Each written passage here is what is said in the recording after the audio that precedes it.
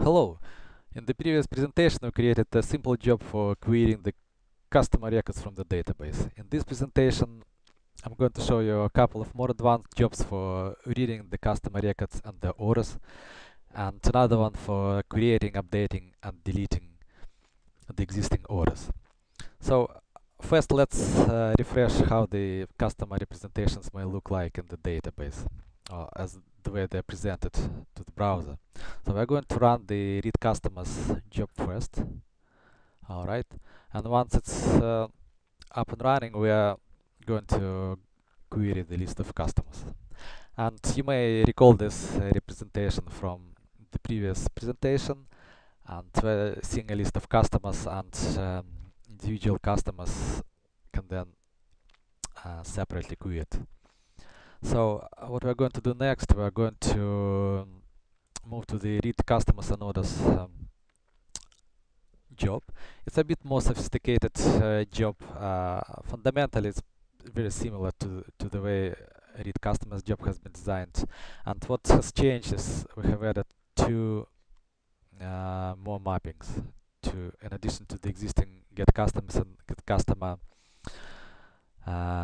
ones. So like this get all customer orders and get customer order. And as you can see, the interesting bit here that get customer order has two template variables, one for capturing the customer ID and another one for order ID.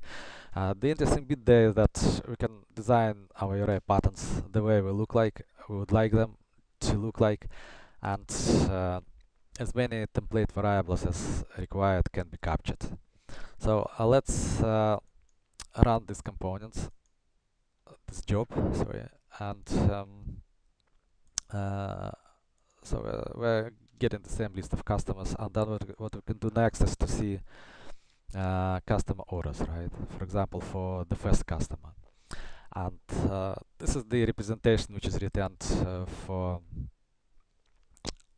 orders represented captured by Fred. And we can then further query the order number 1, right? So for example, we could go to the very individual record in our database this way. I'll show you next is the actual database manager. So if you execute the select everything from orders query, you can see that our database has 4 records, and we have 2 order records for Fred and 2 order records for Barry. Right, so we can, for example, go ahead and query all the orders for Barry. All right, so that's pretty much it as far as reading customer and order records is concerned.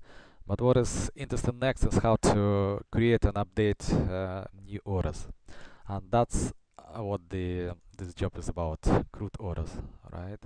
So it's the job for deleting the orders, for adding the orders, updating the orders, and getting the orders.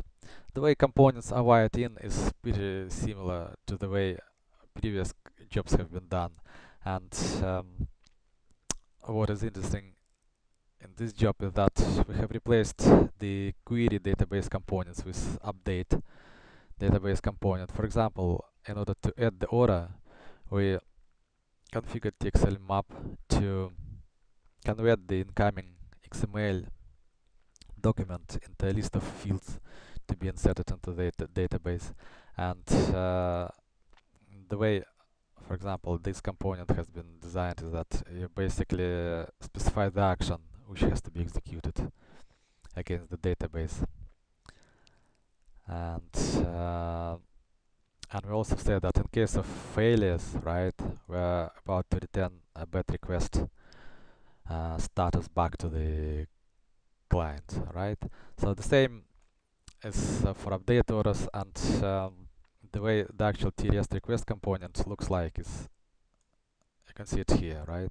So we have a mapping for add orders, for updating orders, for deleting orders, and getting all the orders available in the database at the moment. And so this is a crude set of operations, and the last mapping has no template variables at all.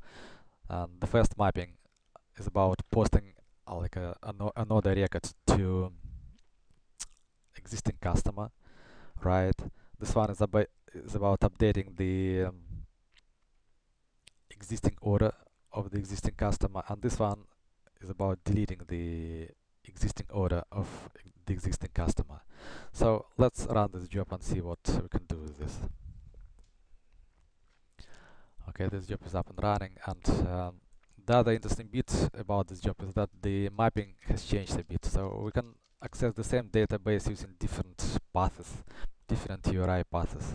Okay, so we are getting the list of all the orders available in the database at the moment. It's just a different representation.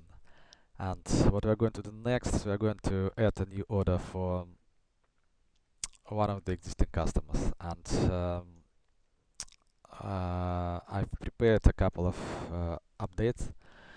So here we go. We have post update to our service, and we're creating a massive order for John, right? And the ID of John is 3. So as you can see from this URI, it's orders /3.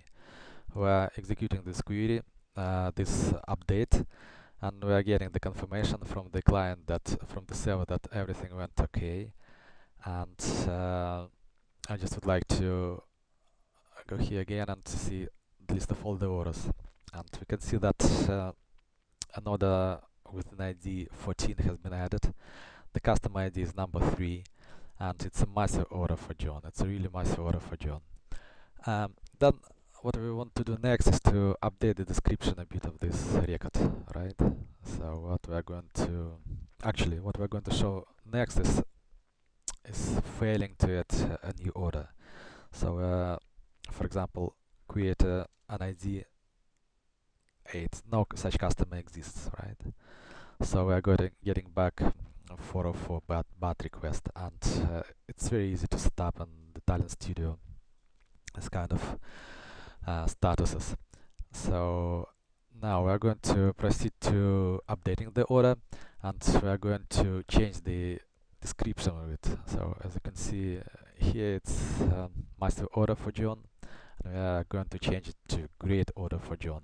The only thing we have to update again is the actual ID. Alright, it's number 14.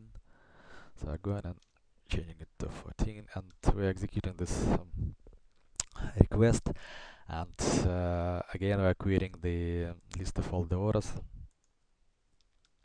and we have seen that our update has went ahead successfully. It's really as easy as that, and as you can see from this mapping, yeah, we have tried all of them except for delete. So what we want to do now is actually delete the order we have just added, and we're going to this window, and we're issuing a new query. So we're deleting the order number 14 for customer number 3, right?